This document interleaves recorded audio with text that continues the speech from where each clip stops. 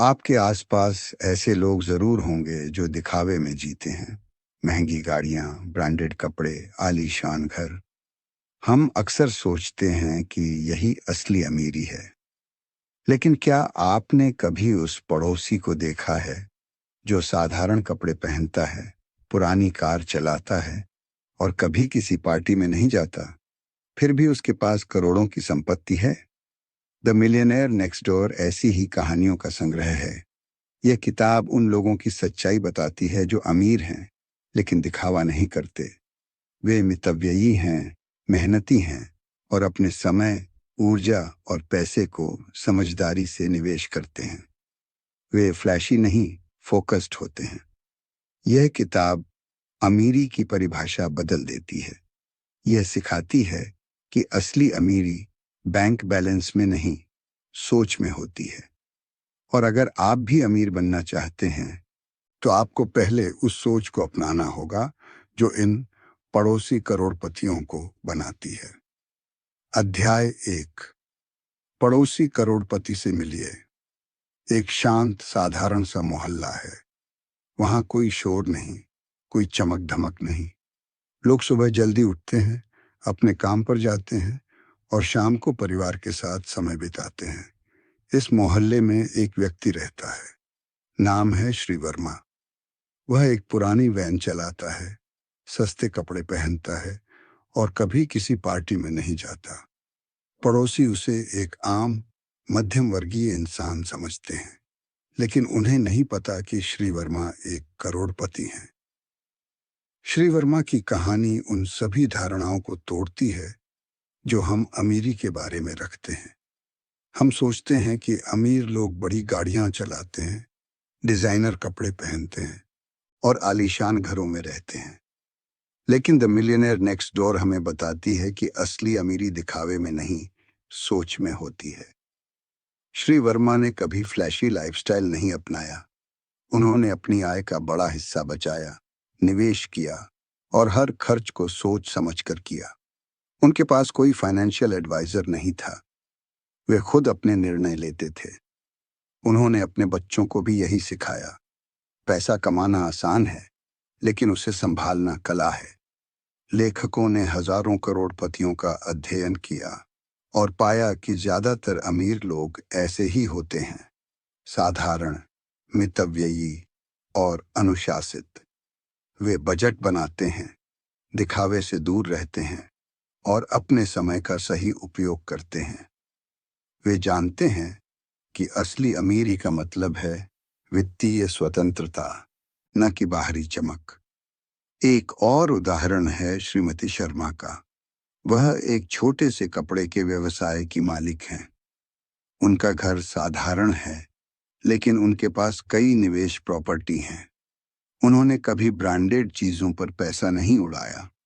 उनके लिए अमीरी का मतलब था बिना किसी चिंता के जीना, अपने बच्चों को अच्छी शिक्षा देना और रिटायरमेंट के बाद भी आत्मनिर्भर रहना। यह अध्याय हमें एक नई दृष्टि देता है। यह कहता है कि अगर आप असली अमीर बनना चाहते हैं तो आपको अपनी सोच बदलनी होगी। आपको दिखावे से दूर रहना होगा, बचत को प्राथमिकता देनी होगी और अपने खर्चों पर नियंत्रण रखना होगा। श्री वर्मा और श्रीमती शर्मा जैसे लोग हमारे आसपास होते हैं, लेकिन हम उन्हें पहचान नहीं पाते। Way the millionaire next door हैं, जो अमीरी को जीते हैं, दिखाते नहीं। अध्याय 2। शहर के एक कोने में एक बुजुर्ग दंपति रहते हैं, श्री और श्रीमती अग्रवाल।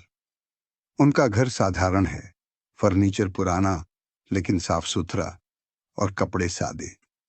पड़ोसी उन्हें एक रिटायर्ड जोड़ा मानते हैं, जिनकी जिंदगी अब बस आराम में कट रही है। लेकिन कोई नहीं जानता कि उनके बैंक खाते में करोड़ों हैं और उनके नाम पर 3 रियल एस्टेट प्रॉपर्टी और कई निवेश हैं। श्री अग्रवाल की कहानी मितव्ययिता की मिसाल है। उन्होंने कभी जरूरत से ज्यादा खर्च नहीं किया। जब उनके दोस्त नई कारें खरीदते थे, वे अपनी पुरानी कार को ठीक करवाते थे। जब लोग ब्रांडेड कपड़े पहनते थे, वे स्थानीय दर्जी से सिलवाते थे, लेकिन उन्होंने जो बचाया उसे यूं ही नहीं रखा। उन्होंने उसे निवेश किया, बढ़ाया और संभाला। लेखकों ने अपने शोध में पाया कि ज्यादातर करोड़पति लोग मितव्ययी होते हैं। वे अपनी आय का बड़ा हिस्सा बचाते हैं। वे हर खर्च पर सोचते हैं, क्या यह जरूरी है? क्या इससे मुझे दीर्घकालिक लाभ मिलेगा? वे इम्पल्सिव खरीदारी से बचते हैं और बजट बनाकर चलते हैं। एक और उदाहरण है राकेश जी का, जो एक छोटे बिजनेस के मालिक हैं। उनकी आय अच्छी है, लेकिन वे कभी भी दिखावे में नहीं पड़ते। उनके पास एक पुरानी बाइक है और वे रोज घर का बना खाना खाते हैं। लेकिन उन्होंने अपनी बचत से एक म्यूचुअल फंड में निवेश किया, जो अब लाखों में पहुंच चुका है। वे कहते हैं, असली अमीरी तब आती है जब आप अपने खर्चों पर नियंत्रण रखते हैं। यह अध्याय हमें यह भी सिखाता है कि मितव्ययिता का मतलब कंजूसी नहीं है। यह एक सोच है जहां आप हर खर्च को एक निवेश की तरह देखते हैं। आप अपने पैसे को सम्मान देते हैं, उसे बर्बाद नहीं करते। अमीर लोग जानते हैं कि कम खर्च करना ही ज्यादा कमाने की शुरुआत है। श्रीमती अग्रवाल बताती हैं कि उन्होंने अपने बच्चों को बचपन से ही सिखाया कि हर चीज की कीमत होती है। उन्होंने उन्हें जेब खर्च दिया, लेकिन साथ में यह भी कहा कि हर रुपए का हिसाब रखना। आज उनके बच्चे भी सफल हैं और वही मूल्य उन्हें आगे बढ़ा रहे हैं। लेखक कहते हैं कि अगर आप करोड़पति बनना चाहते हैं तो आपको पहले मितव्ययी बनना होगा। आपको अपनी जरूरतों और इच्छाओं में फर्क करना सीखना होगा। आपको हर खर्च को एक सवाल की तरह देखना होगा, क्या यह मुझे अमीर बना रहा है या गरीब? अध्याय 2 एक चेतावनी भी है कि अगर आप बिना सोचे खर्च करते हैं तो चाहे आपकी आय कितनी भी हो, आप अमीर नहीं बन सकते। असली अमीरी बचत और निवेश से आती है, न कि आय से। श्री अग्रवाल की कहानी हमें सिखाती है कि मितव्ययिता कोई मजबूरी नहीं, बल्कि एक शक्ति है। यह वह सोच है जो साधारण लोगों को असाधारण बना देती है। अध्याय 3 समय, ऊर्जा और पैसा। सुबह के 5 बजे हैं। श्री गुप्ता अपने छोटे से घर में उठते हैं, योग करते हैं और फिर अपने डेस्क पर बैठ जाते हैं। उनके सामने एक डायरी खुली है जिसमें आज के कामों की सूची पहले से लिखी हुई है। वे कोई सीईओ नहीं हैं, न ही किसी बड़ी कंपनी के मालिक। वे एक साधारण टैक्स सलाहकार हैं, लेकिन उनके पास जो है वह असाधारण है। समय की समझ, ऊर्जा की दिशा और पैसे की कद्र। श्री गुप्ता की कहानी उन करोड़पतियों की तरह है जिन्हें लेखक ने वर्षों तक अध्ययन किया। उन्होंने पाया कि अमीर लोग सिर्फ पैसे नहीं कमाते, वे अपने समय और ऊर्जा को भी निवेश करते हैं। वे जानते हैं कि दिन के 24 घंटे हर किसी को बराबर मिलते हैं, लेकिन फर्क इस बात से पड़ता है कि कौन उन्हें कैसे खर्च करता है। जब उनके दोस्त देर रात तक टीवी देखते हैं या सोशल मीडिया पर स्क्रॉल करते हैं, श्री गुप्ता किताबें पढ़ते हैं, अपने क्लाइंट्स के लिए प्लान बनाते हैं और अपने निवेश की समीक्षा करते हैं। वे कहते हैं, पैसा तो फिर भी आ सकता है, लेकिन समय अगर चला गया तो वापस नहीं आता। लेखकों ने बताया कि करोड़पति लोग अपने दिन की योजना पहले से बनाते हैं। वे डिस्ट्रैक्शन से बचते हैं और अपनी ऊर्जा को उन्हीं कामों में लगाते हैं जो उन्हें दीर्घकालिक लाभ देते हैं।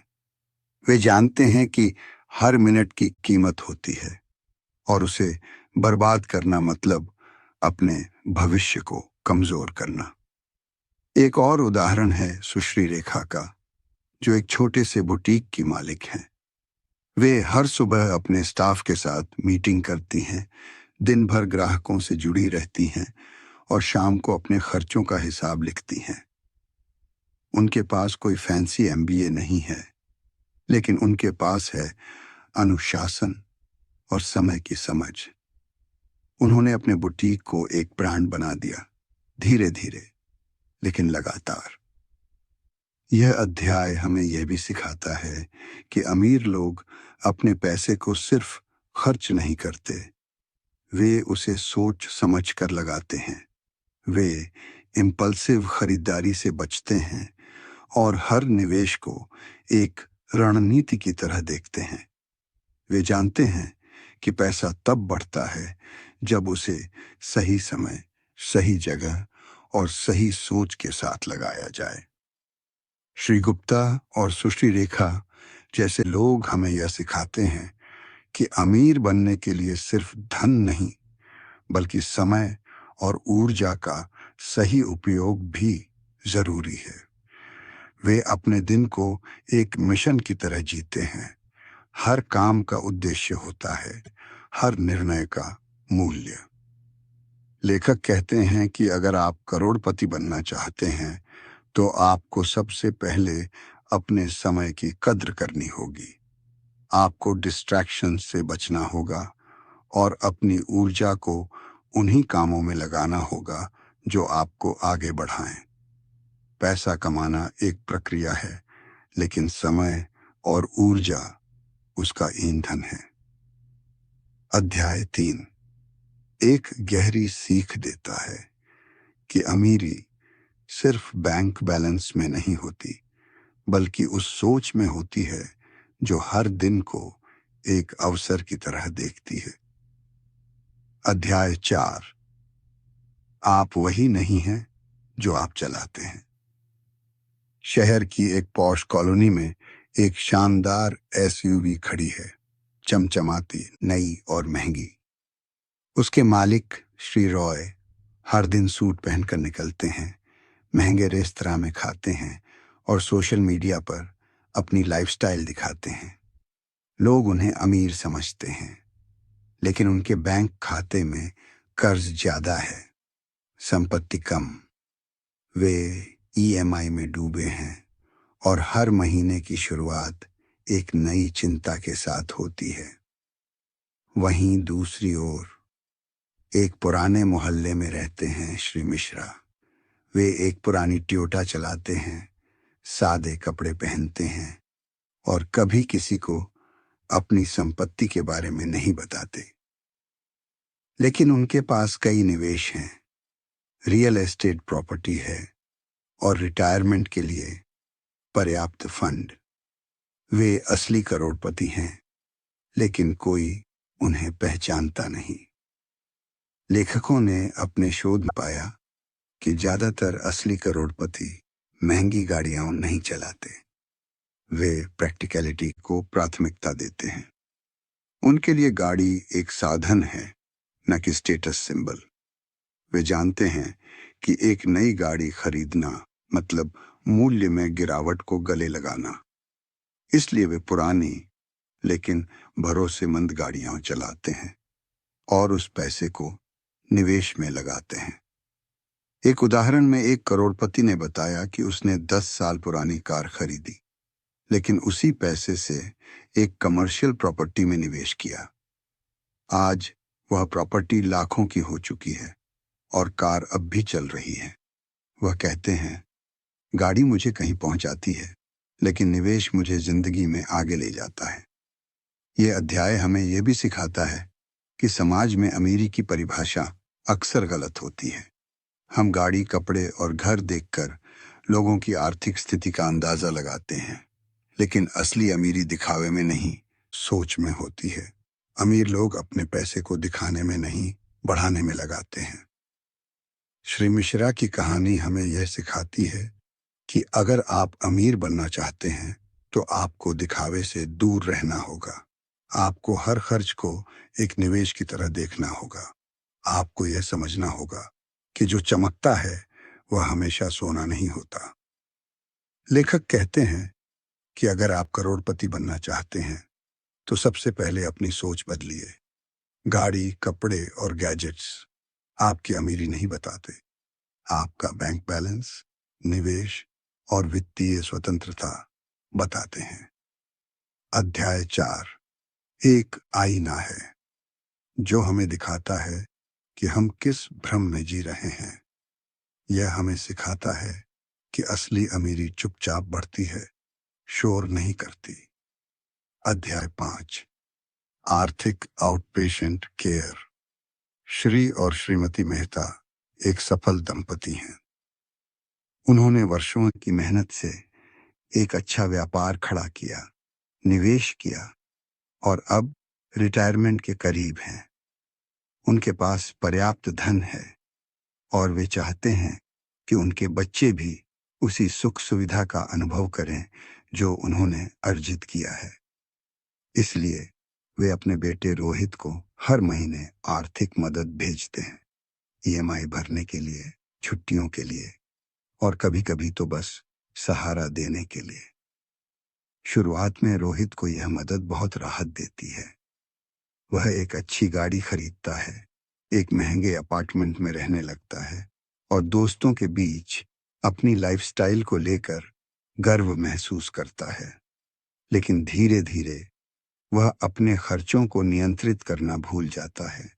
उसे लगता है कि हर जरूरत के लिए माँ-बाप हैं। वह जोखिम लेने से डरता है और अपनी कमाई को बढ़ाने की कोशिश नहीं करता।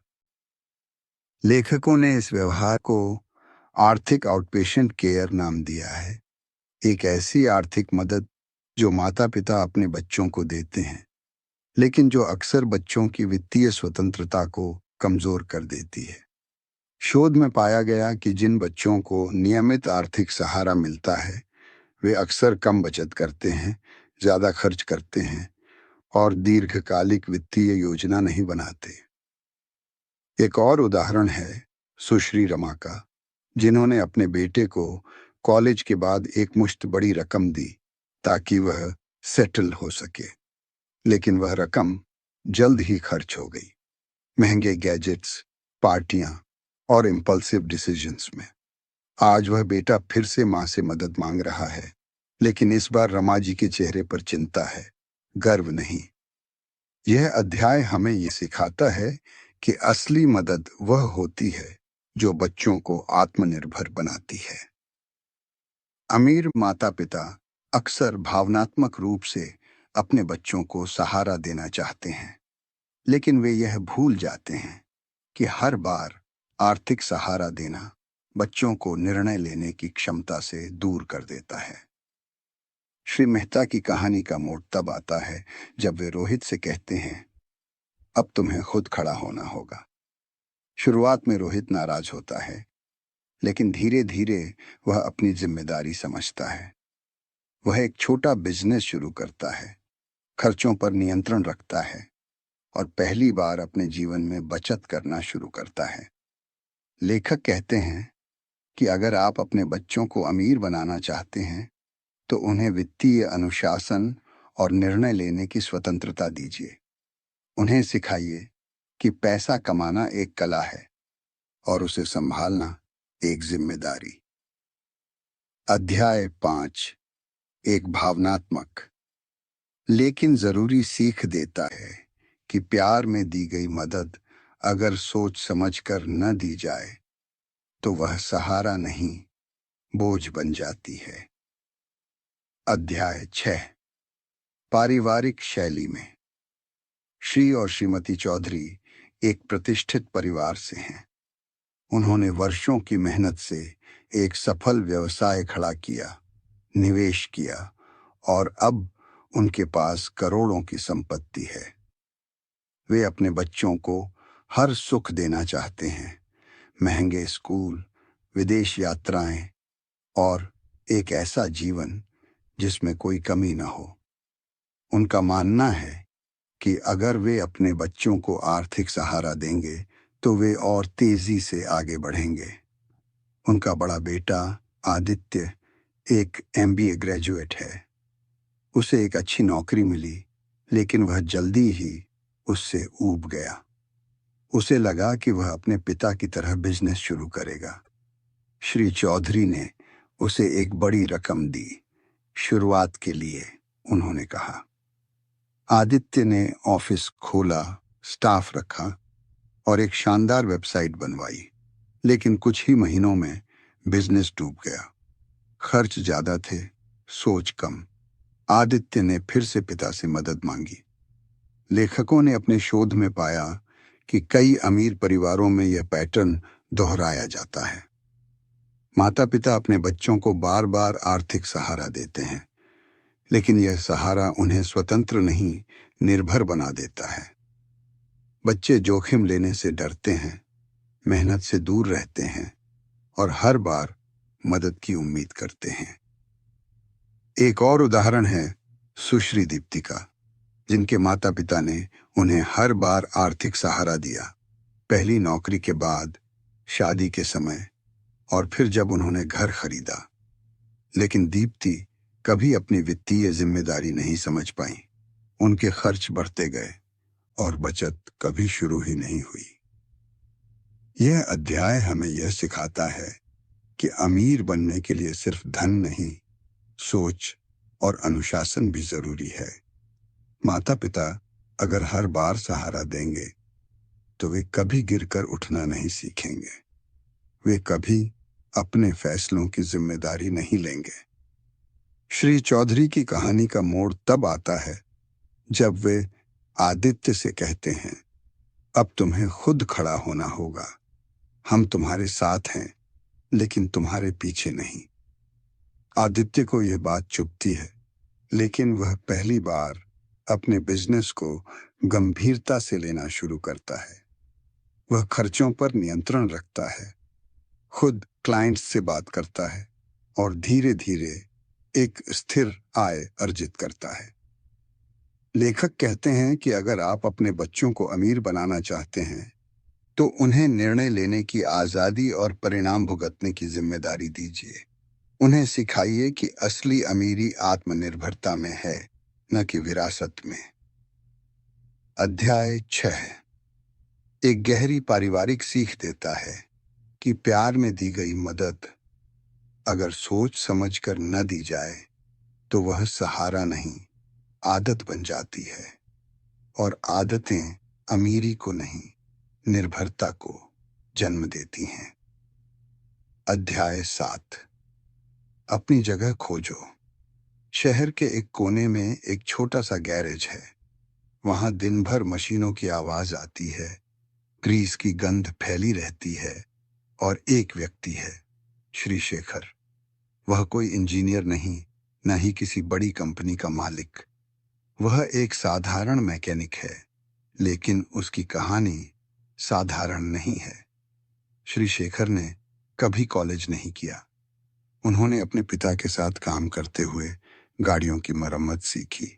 धीरे धीरे उन्होंने अपने ग्राहकों को समझा, उनकी ज़रूरतों को पहचाना और एक ऐसा गैरेज बनाया जहां लोग सिर्फ गाड़ी ठीक करवाने नहीं, भरोसा लेने आते हैं। आज उनके पास 3 गैरेज हैं, एक छोटा सा घर है और बैंक में करोड़ों की संपत्ति। लेखकों ने अपने शोध में पाया कि ज्यादातर करोड़पति लोग ऐसे व्यवसायों में होते हैं जो ग्लैमरस नहीं होते, जैसे ट्रकिंग, सफाई सेवाएं, छोटे बिजनेस या तकनीकी सेवाएं। वे किसी बड़े ब्रांड का हिस्सा नहीं होते, लेकिन वे अपने नीश में महारत हासिल करते हैं। वे जानते हैं कि अमीरी का रास्ता दिखावे से नहीं, गहराई से आता है। एक और उदाहरण है सुश्री भावना का, जिन्होंने एक छोटे शहर में बच्चों के लिए ट्यूशन सेंटर शुरू किया। शुरुआत में सिर्फ 5 बच्चे थे, लेकिन उन्होंने हर बच्चे को व्यक्तिगत ध्यान दिया, उनके माता पिता से संवाद किया और धीरे धीरे एक ऐसा संस्थान खड़ा किया जहां आज सैकड़ों बच्चे पढ़ते हैं। उन्होंने कभी बड़े शहरों की दौड़ में हिस्सा नहीं लिया, लेकिन अपनी जगह पर उन्होंने एक साम्राज्य खड़ा कर दिया। यह अध्याय हमें यह सिखाता है कि हर व्यक्ति के पास एक खास ताकत होती है, एक ऐसा क्षेत्र जहां वह दूसरों से बेहतर हो सकता है। अमीर लोग उस ताकत को पहचानते हैं, उसे तराशते हैं और उसमें गहराई से काम करते हैं। वे ट्रेंड्स के पीछे नहीं भागते, बल्कि अपनी जगह को इतना मजबूत बनाते हैं कि लोग खुद उनके पास आते हैं। श्री शेखर कहते हैं, मैंने कभी सोचा नहीं था कि गाड़ियों की मरम्मत मुझे करोड़पति बना देगी, लेकिन मैंने जो किया उसमें दिल लगाया और यही फर्क लाया। उनकी बात में एक सच्चाई है कि महारत ही असली अमीरी की कुंजी है। लेखक कहते हैं कि अगर आप करोड़पति बनना चाहते हैं तो सबसे पहले अपनी जगह पहचानिए। वह क्षेत्र खोजिए जहां आपकी रुचि, आपकी क्षमता और बाजार की जरूरत मिलती हो। फिर उसमें इतना गहराई से उतरिए कि आप उस क्षेत्र के विशेषज्ञ बन जाएं। अध्याय 7 एक प्रेरणादायक संदेश देता है कि अमीरी किसी खास डिग्री या बड़े शहर की मोहताज नहीं है। वह उस सोच की मोहताज है जो कहती है, मैं अपनी जगह पर सबसे अच्छा बनूंगा। अध्याय 8 नौकरियां, करोड़पति बनाम वारिस। श्री रंजन एक सेल्फ मेड बिजनेसमैन हैं। उन्होंने कॉलेज के बाद एक छोटी सी मशीन रिपेयरिंग कंपनी शुरू की थी। शुरुआत में मुश्किलें थीं, कर्ज, ग्राहक की कमी और तकनीकी चुनौतियां। लेकिन उन्होंने हार नहीं मानी। हर दिन सुबह 6 बजे काम शुरू करते, खुद मशीनें ठीक करते और धीरे धीरे अपने काम को एक ब्रांड बना दिया। आज उनके पास एक सफल कंपनी है, कई कर्मचारी हैं और करोड़ों की संपत्ति है। वहीं दूसरी ओर उनके चचेरे भाई विवेक हैं, जिन्हें अपने पिता से एक बड़ी विरासत मिली, एक आलीशान घर, महंगी गाड़ी और बैंक में मोटी रकम। शुरुआत में विवेक ने एक स्टार्टअप शुरू किया, लेकिन जल्द ही वह बंद हो गया। फिर उन्होंने शेयर मार्केट में हाथ आजमाया, लेकिन वहां भी नुकसान हुआ। धीरे धीरे उनकी संपत्ति घटने लगी और आज वे फिर से अपने पिता की मदद मांग रहे हैं। लेखकों ने अपने शोध में पाया कि जो लोग खुद मेहनत करके अमीर बनते हैं, वे अपने धन को ज्यादा संभालते हैं। वे हर निर्णय सोच समझ कर लेते हैं, जोखिम का मूल्य जानते हैं और अपने अनुभव से सीखते हैं। जबकि जो लोग विरासत में धन पाते हैं, वे अक्सर उसे हल्के में लेते हैं। उन्हें धन की असली कीमत का अंदाजा नहीं होता और वे जल्दी ही उसे गंवा देते हैं। एक और उदाहरण है सुश्री नीलिमा का, जिन्होंने एक छोटे शहर में सिलाई का काम शुरू किया। उन्होंने कभी किसी से मदद नहीं ली, बस अपने हुनर और मेहनत पर भरोसा किया। आज उनके पास एक सफल बुटीक है और वे अपने बच्चों को भी यही सिखाती हैं, जो खुद कमाओगे वही टिकेगा। ये अध्याय हमें यह सिखाता है कि धन की असली ताकत उसके पीछे की मेहनत में होती है। अमीर बनने का मतलब सिर्फ पैसा पाना नहीं है, बल्कि उसे समझना, संभालना और बढ़ाना है। जो लोग खुद काम करते हैं, वे अपने धन को एक जिम्मेदारी की तरह देखते हैं। वे उसे बर्बाद नहीं करते, बल्कि उसे एक विरासत की तरह आगे बढ़ाते हैं। श्री रंजन कहते हैं, मेरे लिए हर रुपया एक कहानी है, मेरे संघर्ष की, मेरी सीख की और मेरी जीत की। उनकी बात में एक गहराई है कि धन तभी टिकता है जब वह अनुभव से जुड़ा हो, न कि सिर्फ सौभाग्य से। लेखक कहते हैं कि अगर आप अमीर बनना चाहते हैं तो आपको मेहनत, अनुशासन और आत्मनिर्भरता को अपनाना होगा। विरासत एक शुरुआत हो सकती है, लेकिन टिकाऊ अमीरी सिर्फ कर्म और समझ से आती है। अब जब हमने द मिलियनेयर नेक्स्ट डोर की 8 कहानियों को समझा, एक बात साफ हो जाती है। अमीर बनने के लिए सिर्फ पैसा नहीं चाहिए, बल्कि एक अलग सोच चाहिए। वह सोच जो दिखावे से दूर हो, जो हर खर्च को एक निवेश की तरह देखे और जो हर दिन को एक अवसर माने। इन करोड़पतियों ने हमें सिखाया कि अमीरी कोई जादू नहीं, बल्कि अनुशासन, धैर्य और समझदारी का परिणाम है। वे फ्लैशी नहीं हैं, लेकिन उनके फैसले चमकते हैं।